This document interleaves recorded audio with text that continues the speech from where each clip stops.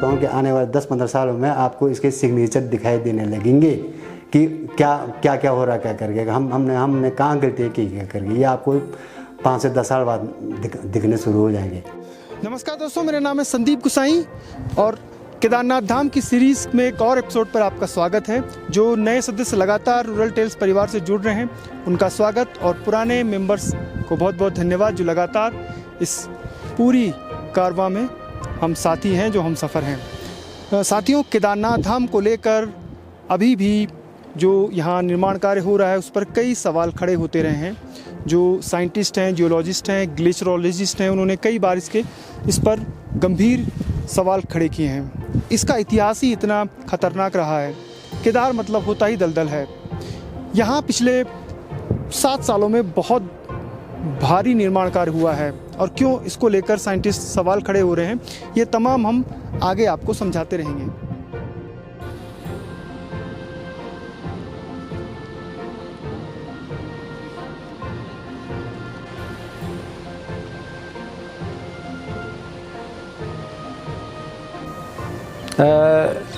केदारनाथ एक ऐसे क्षेत्र में स्थित है जो बहुत ही संवेदनशील है, और हम कहें कि पूरे हिमालय का ऊपरी वाला जो हिस्सा है वो टाइप 5 भूकंपीय क्षेत्र में जाता है, और ये टाइप 5 बहुत ही ज़्यादा संवेदनशील होता है।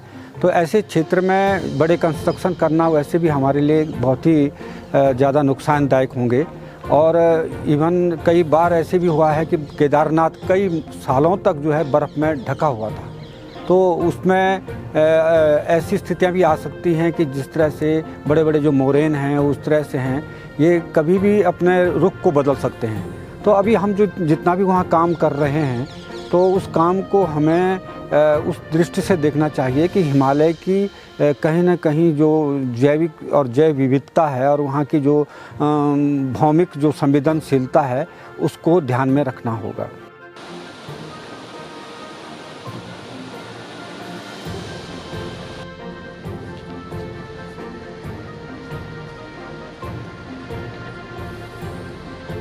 सबसे पहले आपको समझाते हैं दोस्तों कि 2013, 16, 17 जून को क्या हुआ था। 14 तारीख से लगातार बारिश हो रही थी और निचले इलाकों में कई जगह भूस्खलन हो गया था। 16 तारीख को भी केदारनाथ में जो मंदाकिनी और सरस्वती नदी है वो पूरे उफान पर थी और नीचे काफ़ी नुकसान हो गया था। लेकिन असली तबाही आई 16-17 की सुबह 6:30 बजे। ये जो सामने मोरेन आप देख रहे हैं, यहाँ था चोराबाड़ी ग्लेशियर, ये वाला इलाका। तो यहाँ से चोराबाड़ी ग्लेशियर टूटा और पूरी रफ्तार के साथ, देखिए स्पीड में आया होगा वो, और उसने जो मंदिर है, मंदिर के आसपास जितनी बसासत है उसमें पूरी तबाही मचाते हुए, यहाँ पूरी बसासत थी, ये अब नहीं बनी है। और यहाँ पर दोनों नदियों का संगम अभी हो रहा है, लेकिन पहले मंदिर के पीछे सरस्वती नदी और जो मंदाकिनी है वो मिलती थी। उसके बाद इस तरफ कुछ भी नहीं था। जिस तरफ हेलीपैड से ये हेली उड़ रहे हैं इस समय, यहाँ केवल हेलीपैड हुआ करता था जहाँ से ऑपरेट होते थे हेली, और बाकी सारे जो होटल थे वो सामने की तरफ पार जो दिख रहे रास्ता, जो पुराना रास्ता भी है, वहाँ था। और मेन जो बसासत थी वो यहाँ पर थी। ये जो मंदिर के आसपास है, यहाँ काफ़ी भीड़ है। तो अब जो है वो पूरी केदारपुरी का पुनर्निर्माण हो रहा है। बहुत बड़ी संख्या में यहाँ पर सीमेंट, टनों मलबा जो ऊपर से बह के आया था, उसके बाद यहाँ पर टनों सरिया, सीमेंट, लोहा यहाँ पर पहुँचाया गया बड़ी बड़ी मशीनों से। Mi-26 भी यहाँ पर उतारा गया, जो बड़ा युद्धपोहक विमान होता है। उसके बाद यहाँ पर पुनर्निर्माण का काम शुरू हुआ, जो अभी भी चल रहा है। पुनर्निर्माण के कार्य क्या क्या हैं वो आगे बताता रहूँगा मैं आपको।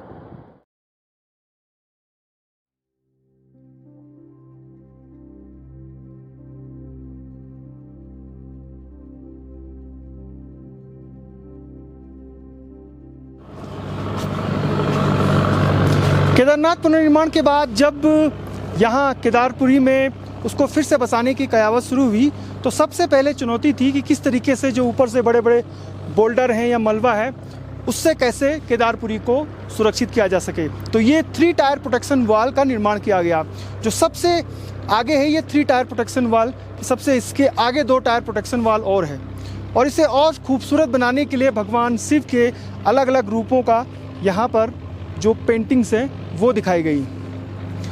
पूरे श्रद्धालु जो केदारपुरी में आते हैं, बहुत कम श्रद्धालु ये जो पेंटिंग्स हैं इसको देखने के लिए यहाँ पहुँचते हैं।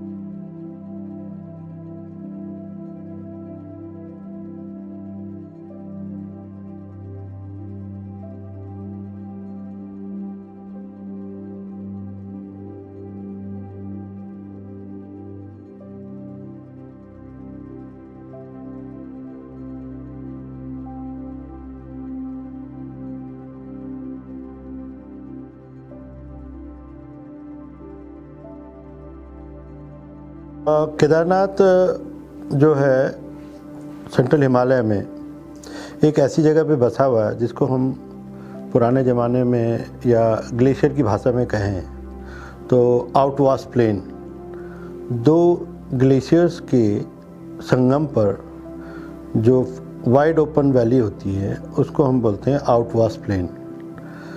और इस आउटवाश प्लेन में इनिशियली जो ग्लेशियर के द्वारा लाया गया जो सेडिमेंट है जिसको हम मोरेन्स बोलते हैं, तो ये मोरेन एक फ्लड प्लेन टाइप के फॉर्म में डिपॉजिट हो जाता है। और अगर आप देखें केदारनाथ घाटी में वहाँ की जो जोग्राफिकल जियोलॉजिकल कंडीशंस पे देखें तो 3 लेवल के मोरेन्स आपको बहुत क्लियर कट दिखते हैं। नदी के दाएं और बाएं छोर पे लेफ्ट लेटरल मोरेन और राइट लेटरल मोरेन हम उनको कहते हैं।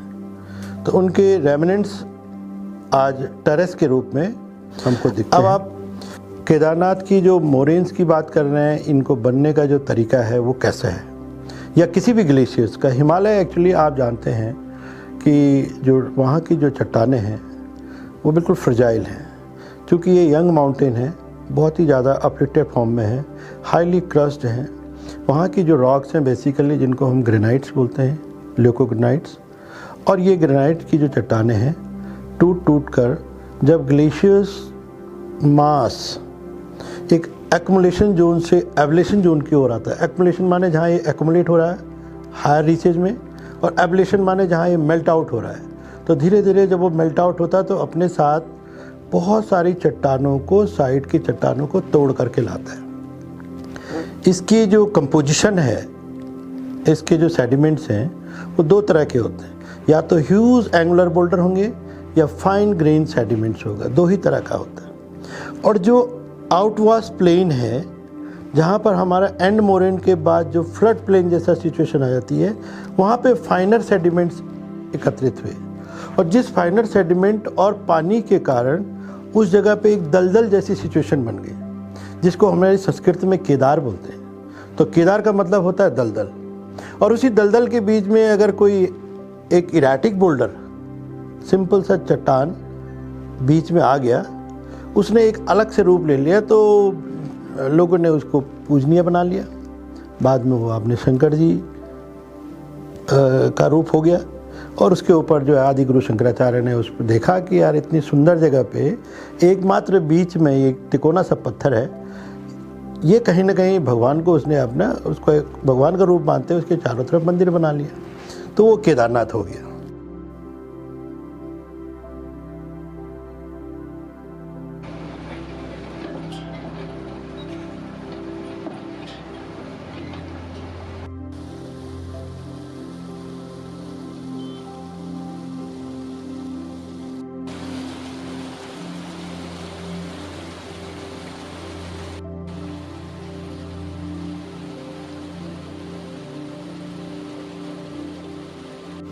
ये जो है ये सरस्वती की एक धारा को मोड़ के इस तरफ लाया गया है और यहाँ पर ये घाट बनाए गए हैं। लेकिन जो श्रद्धालु हैं वो जो मंदिर है उसके दर्शन करके फिर वापस लौट जाते हैं, जबकि इतनी व्यवस्थाएं यहाँ पर की गई हैं ताकि जो श्रद्धालु हैं वो सरस्वती नदी में स्नान करके और उसके बाद बाबा केदार के दर्शन कर सकें। मौसम कितना खुशगवार है, धूप भी खिली हुई है और बर्फ़ के कण भी गिर रहे हैं। इसका मतलब 2 बजे के बाद फिर से मौसम ख़राब होगा।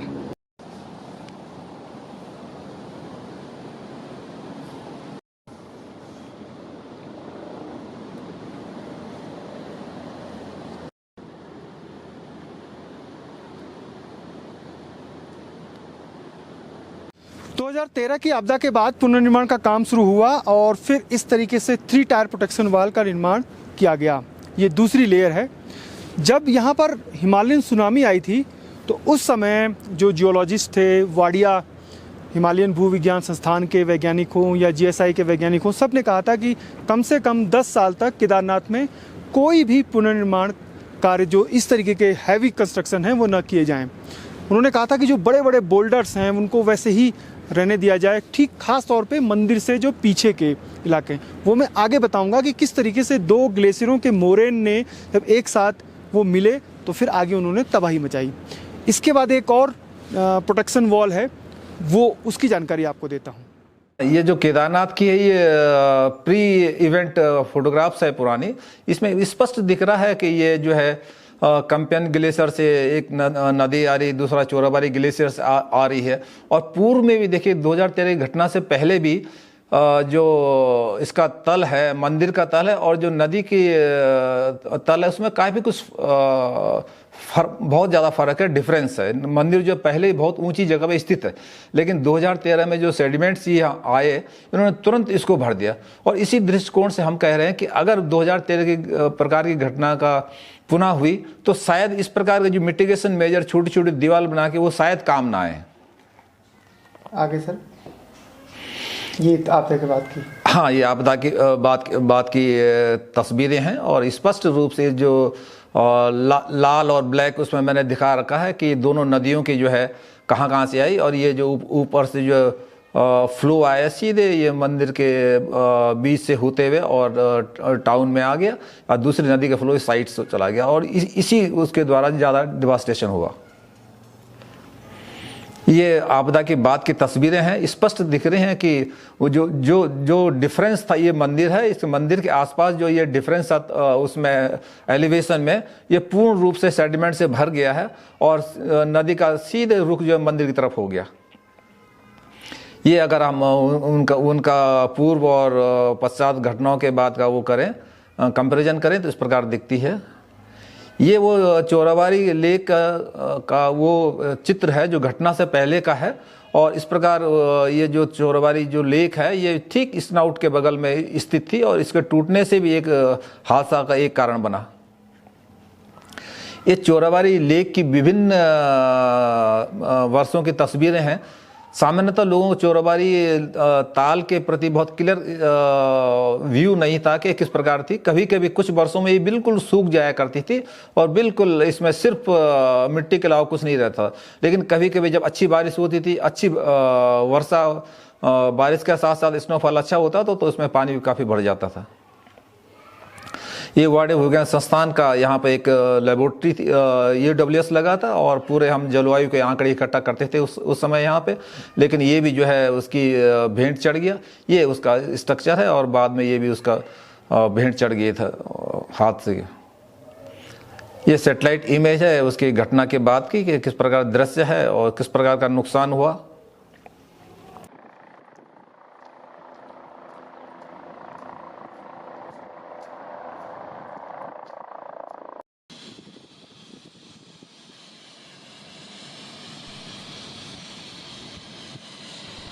अब ये है पहली वॉल।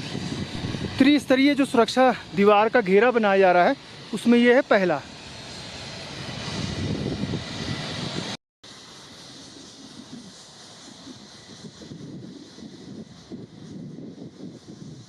मंदिर को बचा, ये बिल्कुल सही बात है। बहुत बड़ा पत्थर और बोल्डर ये मंदिर के पीछे अटक गया था जिसने कि उसकी धारा दो दिशाओं में बदल दी और मंदिर सुरक्षित रह गया। ये उसकी पहले और उसके बाद की घटना की तस्वीरें हैं और स्पष्ट दिख रहा है कि पहले में जो है ये साफ जो सेटलमेंट है बहुत स्पष्ट दिख रहा है, बाद में विध्वंस रूप में ये डिवास्टेशन हुआ और इस प्रकार जो इसका स्ट्रक्चर ही बदल गया।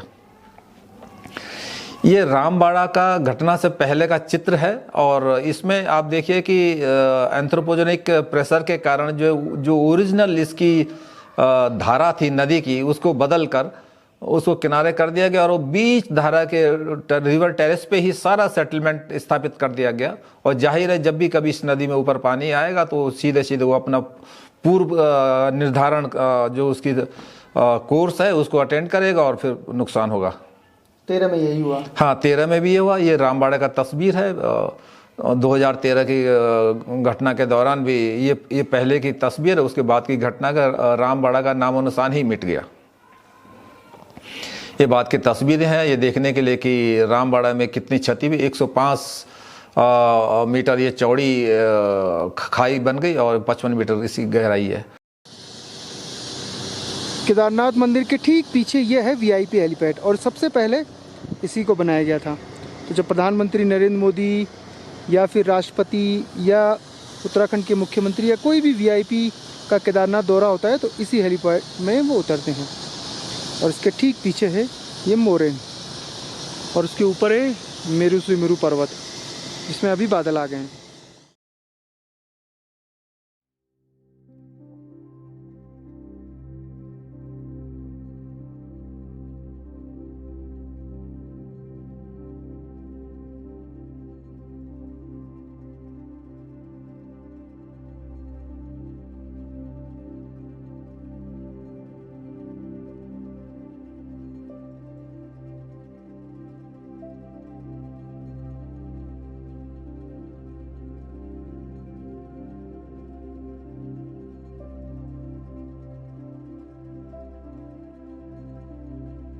अब एक बार फिर से आपको समझाते हैं। ये है चोराबड़ी ताल ऊपर, वहाँ से चोराबड़ी ग्लेशियर टूटा था और फिर नीचे उसने तबाही मचाई थी, लेकिन उसका साथ दिया था ये सामने है कंपेनियन ग्लेशियर। हालांकि यहाँ कोई ताल नहीं था, लेकिन इसके मोरेन में भी ऊपर बहुत बारिश हुई और ग्लेशियर बहुत तेज़ी से पिघला और पूरा मलबा, बड़े बड़े बोल्डर, यहाँ हेलीपैड तो नहीं था, बाद में बना, और पूरी तबाही मचाते हुए इस तरफ बसासत कुछ नहीं थी तो ज़्यादा नुकसान नहीं हुआ, लेकिन सामने की तरफ बसासत थी पूरी, जो मंदाकिनी की नदी के किनारे किनारे पूरे सैलाब था। और यहाँ ये जो बोल्डर आप देख रहे हैं 3 प्रोटेक्शन वाल है, इसके इलाके में यहाँ से फैल गया पूरा मलबा और ये बड़े बड़े बोल्डर पहले से ही थे और अभी भी वैसे ही हैं बोल्डर। तक वैज्ञानिक पक्ष की बात है और जो नेचुरल हैजर्ड से उसको मिटिगेशन की बात आप करें तो जैसे मैंने पहले बताया कि जब भी आप किसी हिमालय के किसी स्थान की बात करते हैं तो वहाँ का भूगर्भ, वहाँ की भूआकृति और वहाँ का जलवायु जानने बहुत ज़रूरी है। तो भूआकृति और भूगर्भ और जलवायु के दृष्टिकोण से हम बात करें तो अगर 2013 जैसी घटनाएं पुनः आई तो जो सरकार द्वारा या जो वर्तमान में वहाँ मिटिगेशन के लिए जो प्रोटेक्शन वॉल बनाई जा रही है वो शायद काम नहीं करेंगी। निर्माण कार्य तो सर वहाँ बहुत हो रहा है और लूप होल्स कहाँ पर हैं, कहाँ कौन से? हाँ, निर्माण के 2013 आपदा के बाद हमारे देश की विभिन्न वैज्ञानिक संस्थाओं ने, इसमें वाडे इंस्टीट्यूट भी शामिल था, GSI शामिल था और व्यक्तिगत स्तर पे बहुत सारी NGO ने भी वहाँ काम किया। तो विशेषकर वाडे इंस्टीट्यूट और GSI की एक राय थी वहाँ पे कि जो बड़े बड़े बोल्डर वहाँ आए हुए हैं उनको न छेड़ा जाए, क्योंकि ये जो बड़े बड़े बोल्डर हैं एक बैरियर का काम करेंगे। जब भी निकट भविष्य में चोराबाड़ी ग्लेशियर से कोई डेब्रिस फ्लो होगा, ज़्यादा पानी आएगा तो ये बड़े बड़े जो बोल्डर्स हैं ये उनको बैरियर का काम करेंगे, उस आपदा को रोकने का काम करेंगे। तो इसलिए वैज्ञानिकों का एक मत ये राय थी कि बड़े बड़े बोल्डर जो हैं वो नदी के रास्ते से न हटाए जाएँ और निर्माण जो कराया जाए इनको तोड़ के न कराया जाए। लेकिन अब वैज्ञानिकों की अपनी राय होती है जो धरातलीय होती है और जो वांछित भी होती है, लेकिन जो अभियंता वर्ग होता है या सामाजिक और पहलू होते हैं उनके कारण ऐसा बताया गया कि वो बड़े बड़े चट्टान तोड़ दिए गए। और मैं समझता हूँ जो बड़े बड़े बोर्डर्स को तोड़ना हमने अच्छा नहीं किया, वैज्ञानिक रूप से सही काम नहीं किया।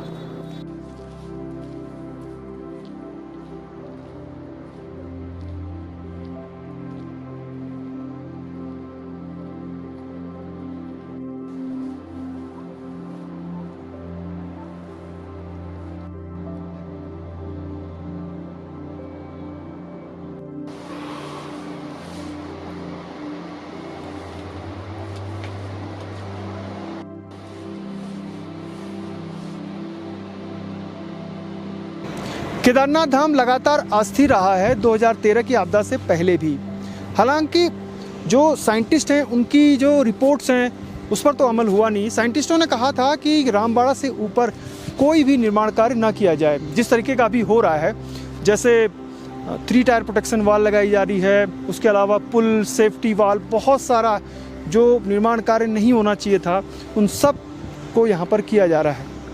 अब आपको बताएं कि केदारनाथ में जो रिसर्च हुई है, जिसमें करीब 4-5 इंस्टीट्यूट हैं, वाडिया है, बीरबल सानी इंस्टीट्यूट है, उसके अलावा गढ़वाल विश्वविद्यालय है, इन सब ने रिसर्च किया तो पाया कि ये पूरी दलदली भूमि है और 10,000 सालों का इतिहास इकट्ठा किया गया। 5 मीटर तक उसमें खुदाई की गई और देखा कि इसमें दलदली भूमि है। अब आप इतने बड़े बड़े यहाँ विशालकाय भवन बना रहे हैं, कंस्ट्रक्शन कर रहे हैं, क्या वो टिक पाएंगे? क्या वो एवलांच को झेल पाएंगे?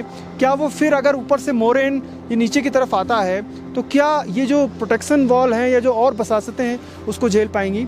इस पर आप अपनी राय ज़रूर दीजिएगा कि आप क्या सोचते हैं। केदारनाथ में जो भारी संख्या में निर्माण कार्य चल रहा है, सीमेंट, सरिया और लोहा टनों यहाँ पर हमने पहुँचा दिया है, लगा दिया है पुनर्निर्माण के नाम पे।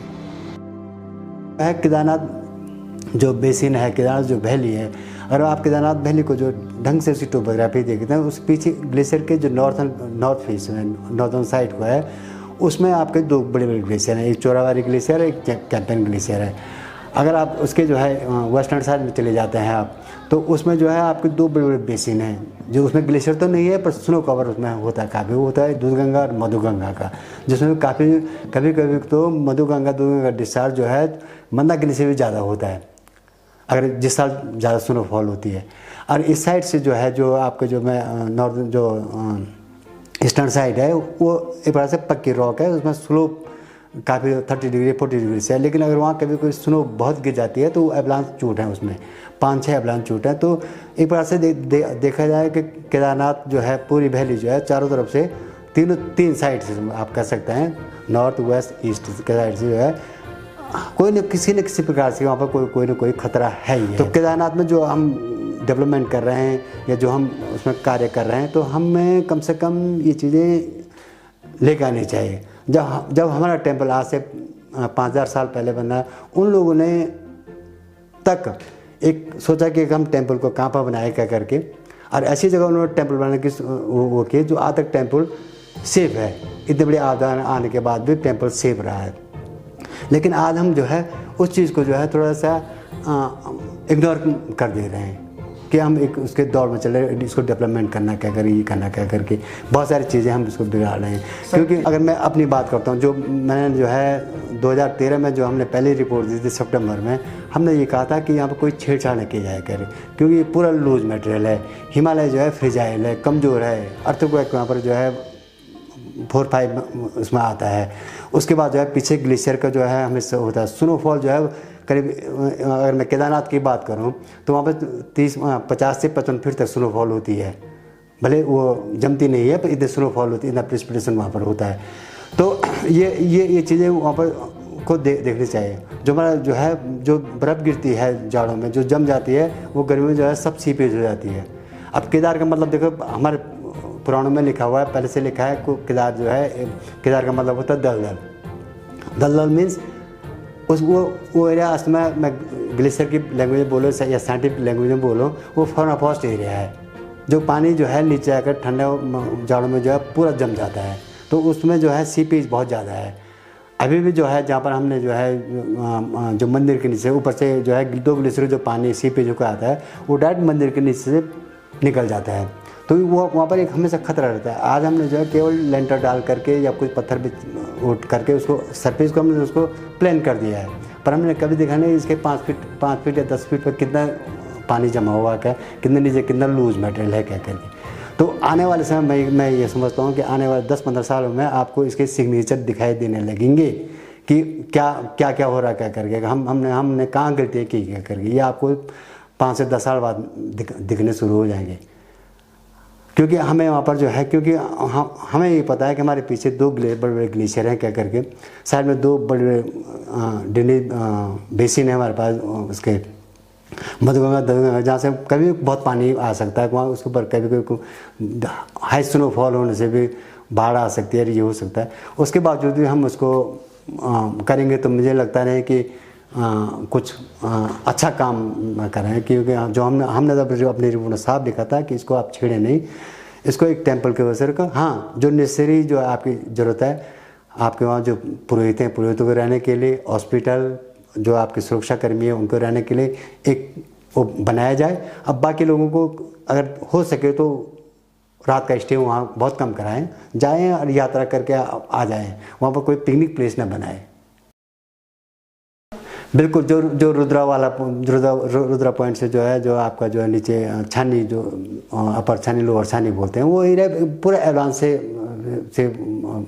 डिस्टेंस है। वहाँ पर उस रुद्रा पॉइंट से लेकर के रामबाड़ा तक उस कम से कम उसमें जो है 11 एवलांच चूट हैं, जो जाड़ों में एवलांच बनते हैं, और बरसात के टाइम पर जो है उसमें रॉक फॉल और लैंडस्लाइड बहुत ज़्यादा होते हैं, पत्थर गिरते हैं, ज़्यादा मेनली रॉक फॉल उसमें बहुत ज़्यादा होता है। तो मैंने एक बार पहले भी कई बार मीटिंग में मैंने बताया कि भाई आप इस रूट का एक अल्टरनेट रूट ढूंढो, ये रूट अच्छा नहीं है। तो मैं समझता हूँ हमें जितना डेवलपमेंट हम केदारनाथ में कर रहे हैं, यात्रियों के रहने की सुविधा, ठहरने की सुविधा, उनके दर्शन करने की, शायद हमें रूट के बारे में, उसका रास्ता क्या है उसके बारे में हम कुछ काम नहीं कर रहे हैं।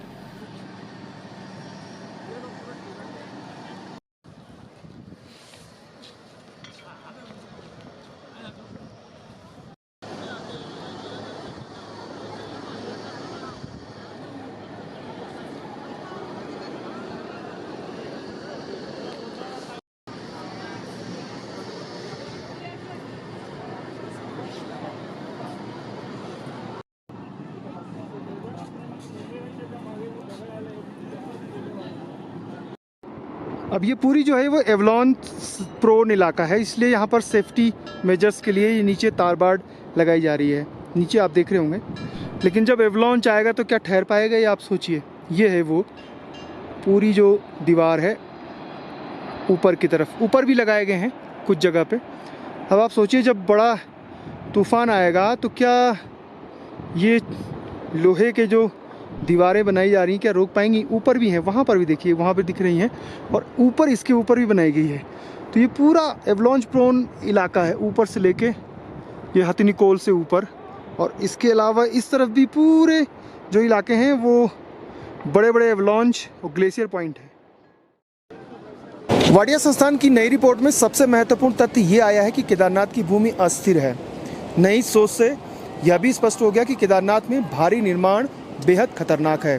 10,000 साल पहले जिस ग्लेशियर केदारनाथ से पिघल गया, वहाँ अब स्नाउट के नाम पर बड़े बड़े बोल्डर बच गए हैं। इन्हीं बोल्डरों पर करीब 5 से 6,000 पहले मिट्टी की 5 मीटर परत बनती चली गई, जो बिल्कुल अब दलदल बन चुका है। इससे पहले भी वाडिया हिमालयन भूविज्ञान संस्थान ने 2013 की आपदा के बाद केदारनाथ को लेकर विस्तृत अध्ययन किया था और अपनी रिपोर्ट उत्तराखंड सरकार और भारत सरकार को सौंप दी थी। इस अध्ययन में कई संस्थाओं ने भी भाग लिया था। उस रिपोर्ट में भी स्पष्ट था कि केदारनाथ में रामबाड़ा के ऊपर भारी निर्माण कार्य न किया जाए, लेकिन भूवैज्ञानिकों की चेतावनी के बाद भी केदारनाथ में पिछले 7 सालों से कंक्रीट का जंगल तैयार किया जा रहा है।